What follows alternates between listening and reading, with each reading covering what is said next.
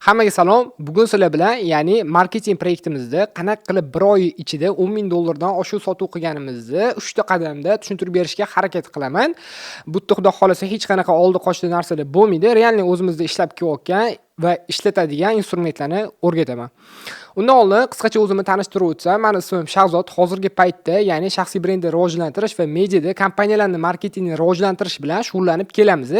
Ekranda hozirgi paytgacha ishlagan proyektlarimizni chiqazib qo'yamiz. Yana bitta gap aytib o'tib ketadigan bo'lsam, videoni oxirigacha ko'rishni tavsiya qilaman, chunki videoni oxirida ham maxsus takliflar bor. Xo'p, undan oldin proyektga keladigan bo'lsak, ya'ni proyekt bu gamerskiy tovarlar sotadigan do'kon. Ya'ni har xil kompyuterlarni zapchastlari bo'ladimi, boshqa bo'ladimi yoki kompyuter olmoqchisiz, borsiz, ya'ni sizga noldan sborka qilib beradi va unda shu noldan sborka qilib beradigan barcha instrumentlar bor do'kon. Birinchi qadam bu Kazev analiz. Ya'ni bizni Kazev analiz nima degani o'zi, hammada har xil ishlatadi bu narsani. Biz qanaqa ishlatganimiz birinchi bo'lib, ya'ni auditoriyani maqsadli mijozlar kimlar? Produktni, ya'ni maqsadli mijozlarni aniqlab olish kerak bo'ladi. Ya'ni siz o'zingiz produktingizni, maqsadli mijozingizni aniq bilishingiz kerak bo'ladi. Kimga qanaqa reklama ko'rsatish uchun. Bizda proyektda, ya'ni bizning proyektda o'zi uchun uyga kompyuter oladiganlar, davlat tashkilotlari, maktab, bog'cha, bank, game klub ochayotganlar, grafik dizaynerlar, animatsiyalar bilan shug'ullanadiganlar va streamerlar bizning maqsadli mijozlarimiz bo'lgan. Xo'p, keyingisi, ya'ni ularning yoshi, jinsini aniqlab olish kerak bo'ladi. Ya'ni bizning produktni 13 yoshdan 50 yoshgacha asosan erkaklar tashkil qiladi. Bu narsani siz parallel o'zingizning produktingizga ham qilib ketsangiz bo'ladi. Va oxirida bu narsani nimaga ishlatish kerakligini o'rgataman. Ikkinchi qadam bu, ya'ni reklamli kreativlar va maxsus takliflar. Reklamli kreativlar nima degani? Masalan, sizda produkt bor, ya'ni produktingizni, masalan, bitta mana telefonni o'zini 3 xil, 4 xil qilib obzor qilsa bo'ladi. Ya'ni har xil formatda. Ya'ni video 15-30 sekund atrofida bo'ladi. O'zini formulasi bor. U formulasini men Telegram kanaliga tashab qo'yaman. Ya'ni birinchisi hook, tanishtiruv, asosiy qism, keyin call to action. Ya'ni shu formuladan foydalangan holda reklamli kreativ olinadi va u reklamli kreativlarga reklama yoqilinadi. Bizning produktimizda shunaqa sotuv qilishimizga bizga yordam bergan asosiy narsalar bu reklamli kreativlar bo'ladi. Ya'ni reklamli kreativlar bu sizning maqsadli mijozlaringizga ko'rinadigan videolar hisoblanadi. Qanaqa formulada foydalanish kerak, qanaqa biz bu proyektda reklamli kreativlar ishlaganmiz, u narsalarni men Telegram kanaliga tashab qo'yaman. Xuddi shunaqa formuladan foydalanib, siz ham o'zingizga reklamli kreativlar tuzsangiz bo'ladi. Maxsus takliflarga keladigan bo'lsak, ya'ni boya aytib o'tdim, maxsus takliflar bu, ya'ni mijoz ikkilanayotganda beriladigan qo'shimcha takliflardir. Bu narsa bizda yaxshi ishladi. Bu narsani siz o'zingizning brendingizdan kelib chiqib turib, ya'ni o'zingizning balansingizdan kelib chiqib turib tuzib chiqsangiz bo'ladi. Ya'ni biz qanaqa qilganmiz? Masalan, $1000 dan $2000 gacha bo'lgan kompyuter sotib olgan odamlarga biz $50 mishka, $50 ya'ni klaviatura qo'shib berganmiz. Undan tashqari $2000 dan $5000 gacha bo'lgan kompyuter sotib olgan odamlarga $100 mishka, $100 klaviatura, $100 monitor qo'shib berganmiz. 5 million so'mdan 10 million so'mlarga 10 million so'mgacha bo'lgan produkt sotib olgan odamlarga esa xuddi shunaqa klaviatura, mishka faqat arzonrog'ini qo'shib berganmiz.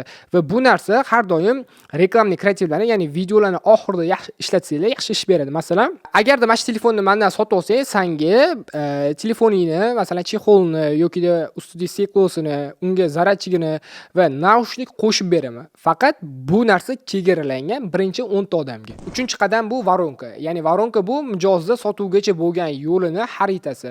Ya'ni siz bitta produktingizni mijozga sotish uchun qanaqa voronkalardan foydalanasiz? Masalan, sizga lead kelyapti, telefonda gaplashyapsiz, Instagramda yoki soобщение formatida kelyapti, uni обработка qilyapsiz, bitta telefonni o'zida yoki soобщениеda sotishga harakat qilib ko'ryapsiz, lekin sizda bu narsa o'xshamayapti. Klientlar bo'ldi, xo'p, o'ylab ko'raman deyapti. Bo'ldi, men sizga ответini aytib o'raman deyapti. Shu bilan yo'q bo'lib qolyapti. Bu yerda o'sha katta xato ketadi, chunki voronka qimmat produktlar o'zi unaqa bitta telefonda yoki bitta o'shani soобщение orqali sotilinmaydi, chunki o'rtada qanaqadir etaplari bor. Shu etapdan o'tgandan keyin u yerda o'sha sotib olmaydigan odamlar ham filtrlanib chiqib ketaveradi. Xo'p, biz bu proyektda qanaqa voronkadan foydalanganmiz va o'zligi qanaqa voronkadan foydalanishgan bizdan oldin. Xo'p, o'zligi keladigan bo'lsak, ya'ni lead kelgan, telefonda gaplashilgan yoki soобщениеda o'sha обработка qilingan produktni reklama qilishgan. Menga aniq produkt kerak desam, bo'ldi, men produkting mana bunaqa bo'ladi, narxi manimcha bo'ladi. Shunaqa deyishgan, o'sha bo'ldi. Klient o'ylab ko'raman, boshqa qilaman degan payt ular hech qanaqa qo'shimcha takliflar berishmagan yoki o'zi o'ta xato обработка bo'lgan. Chunki nimaga sразу telefonni o'zida birinchi ana qo'ng'iroqni o'zi sotishga harakat qilishgan. Bu narsani o'zi xato qilishgan. Chunki nimaga? Produkt arzon produkt emas, u produktni sotayotgan odam ham qanchadir vaqtda pulini yig'ib o'sha produktni sotib oladi. Masalan, arzon narsalar bo'ladigan bo'lsa, uni o'ylamasdan sotib olsa bo'ladi. Biz qanaqa voronkadan foydalandik? Birinchi bo'lib, ya'ni klientni leadni masalan telefon qiladi yoki сообщение formatida keladi. Uni Telegramga o'tkazdik. Ya'ni agarda sizga masalan yozishadi, menga mana shunaqa sborkani hisoblab bering deb yozishadi yoki menga mana bunaqa kompyuter olmoqchiman deb yozildi. Agarda sizga bu narsa qiziq bo'ladigan bo'lsa, Telegram mashina nomeriga Telegramdan yozib yuboring deyiladi. Ya'ni u yerda o'sha filtr ham bo'ladi, chunki Telegramdan yozadigan odamni real interesi bo'ladi. Telegramdan yozib yuborgandan keyin u yerda o'sha telefonda dumaloq video orqali masalan tushuntirib boriladi. Yana bitta plyus tomoni, dumaloq video olinayotganda u proyektning egasi o'zini yuzini ko'rsatib dumaloq videoda mahsulotlarni tushuntirib beradi. Chunki nimaga o'zini yuzi ko'rinyaptimi? Odamlarda qanaqadir ichida xotirjamlik bo'ladi. Bo'ldi, bu o'zini yuzini ko'rsatib menga video qilib beryapti-yu, bunga ishonsam bo'ladi degan narsa bo'ladi. U yerda o'sha produktga reklama qilib beradi. Ya'ni qanaqa reklama qiladi? Qanaqadir Googledan rasmlar olib yoki Pinterestdan olib tashlab yubormaydi. Realni o'sha do'konidagi mahsulotlarni klient xohlayotgan narsasini real formatda ko'rsatib beradi.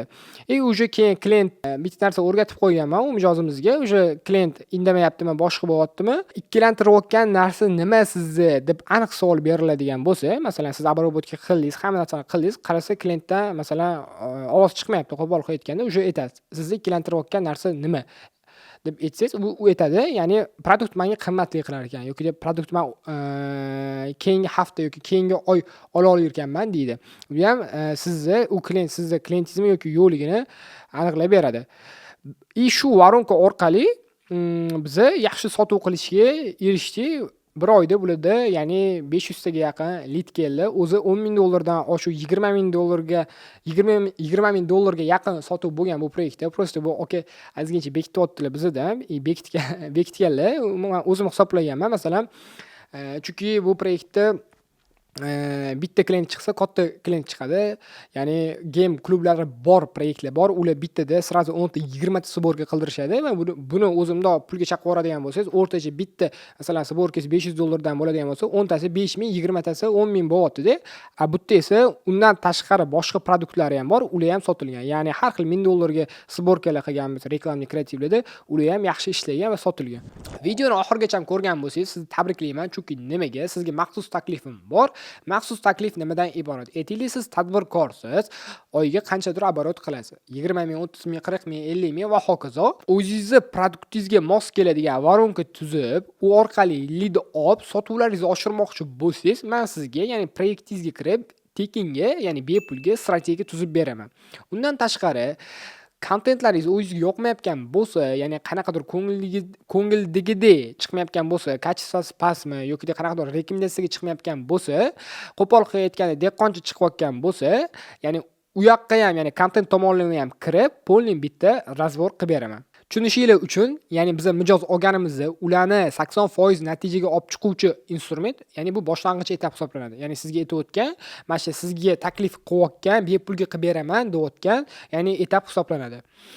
Ushbu strategiya va razborni faqatgina tanlab olib 5 ta odamga qilib beraman. Buning uchun siz pastdagi silkani bosib, o'zingiz ma'lumotlaringizni qoldiring yoki Telegram kanaliga yana link yuborib qo'yaman. O'sha link orqali kirib, o'zingiz ma'lumotlaringizni qoldirsangiz, men sizga 24 soatda ichida Telegramdan yoki telefon orqali bog'lanaman.